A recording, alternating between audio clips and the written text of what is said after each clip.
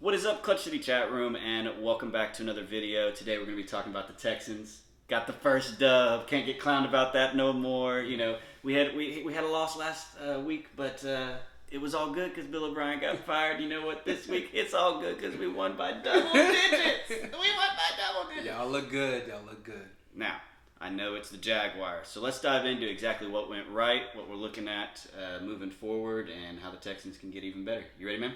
I'm absolutely ready. Let's do it. Like you do, like you do.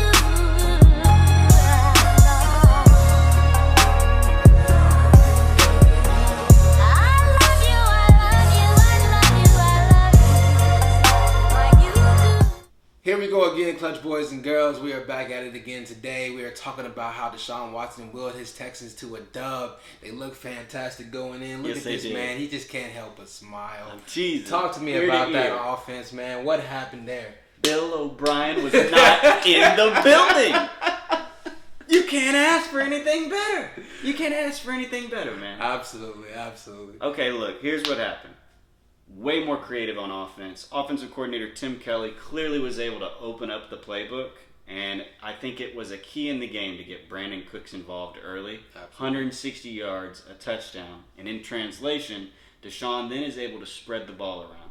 Now you got Deshaun with 359 yards, 3 touchdowns. You know what I'm saying? And we saw him run for a couple first downs. First time this year I've really seen him actually run to get a first down, not run to scramble. So I was telling you about that, though. yeah, I wish they'd use him a little more like Just a Dak. little You know, bit. shout out to Dak. But I wish, you know, when they use Dak, especially in goal line situations, they let him run the ball, and I saw a little bit more of that here with the Texans. Although it was kind of like a extension of plays, Right. but we had such good protection that he said, "I'm just going to run for it," and he got 10, 12 yards, and it's huge, man. Absolutely. I And- feel like he never just makes that decision like, I'm going to run. He always just extends the play thinking about the pass. Exactly. And the more deliberate he is with these runs, it's just another weapon that people have to worry about. Absolutely. And you saw Will Fuller start getting the ball. He goes for a touchdown. Kenny Stills picks up some big first downs. Randall Cobb had 2 huge third down conversions for like 15-yard gains. And he could still do more. Yes, there's still you saw a glimpse of the potential, albeit against the Jaguars. You Right. saw a glimpse of exactly what this Texans offense was supposed to look like. And they look good. Even David Johnson. High character. David Johnson High had character. a good game. High character guy here. Okay? Locker room fellow. Okay? 96 yards. Albeit there was some stat padding at the end. He had like 1 third down run for 30 yards. Good yard. Whatever. Ice the game. That's what we want. We want someone that can pound the rock and then at the end of the game ices it. So speaking about that, y'all's offense being on the field so long allowed for that defense to flourish. I've been saying it all season. It's held been- the Jags to just 14 14, points. 2 touchdowns. That's all.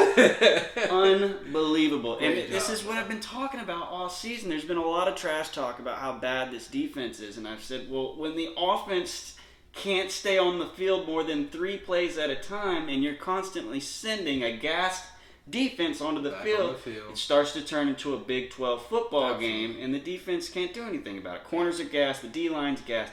We saw the exact opposite against the Jags. No. Texans were getting first downs. They were at least getting past midfield.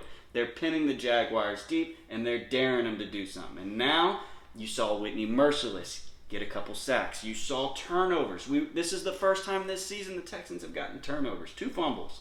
I mean, this is what you want to see. And it showed in the final score. 14 points, absolutely fantastic. It is fantastic. And looking into that, I know you guys are going to have a tough season coming up. You got some tough No games doubt. coming up, absolutely, with that. So what do you guys think the future is for your team? Because you kind of got some crap picks here coming up. Yeah. So, of course, with everything that Bill O'Brien set into motion, we lose the first round pick and we lose the second round pick. Now, we did get an extra second round pick from the Cardinals, but it looks like they're going to have an okay season, so that's going to be one of those. That Right. second round's going to get pushed back closer to the third round. So, that being said, there's also huge salary cap concerns. And it's one of the things that the Texans really need to focus up on going into the rest of this season.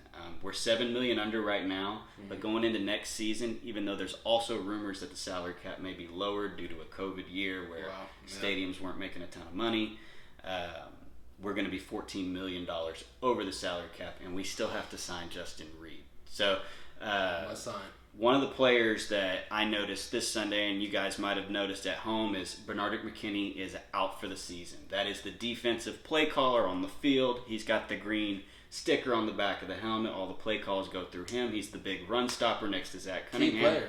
Yeah. But starting in his place on Sunday was Tyrell Adams. You speak highly of this kid. I do. I have for quite a while now. I know I haven't spoken about him on the channel, guys, but this guy is a stud. He'll be an unrestricted free agent in the offseason. And so I think this is a guy we need to look at as the season goes on, who's going to be starting for the rest of the season. This is a guy you can get for cheap, in comparison to McKinney, a Pro Bowl linebacker. And against the Jaguars, led the team in tackles, had multiple tackles for loss.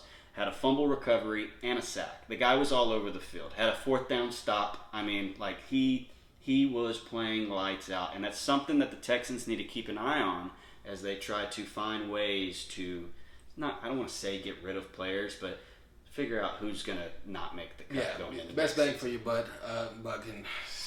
Jesus. Anyway, moving forward, I appreciate everybody coming out to the Clutch City chat room today. It's your boy Khrys with Clutch Boy Austin. We'll see you guys next time.